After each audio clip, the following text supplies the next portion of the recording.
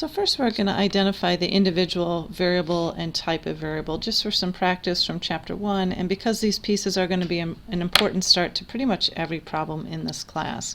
So the individual in this study would have been a student who drives a car to campus.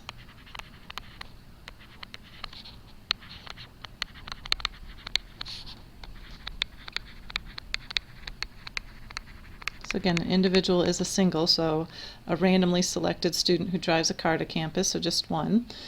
Each one of those students, we asked them a question about the type of car that they drove. We can see from the data set the answer to that was words like Ford, Chevy, Honda, etc. So our type of variable here is qualitative. So again, keep in mind that the tables and graphs that we're looking at in this particular section 2.1 are strictly for qualitative data.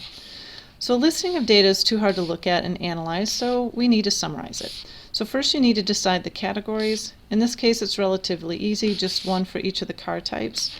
However, there are several cars that only have one car in the list. In that case, sometimes it's easier to make a category called Other for the ones with low values. Now, you don't have to do that, but it's an option that they've chosen to do here. So now just count how many. So again, when we're looking at the count, we're getting the frequencies. How many of each type of cars there are. For example, there were 5 Fords, 12 Chevys, 6 Hondas, etc.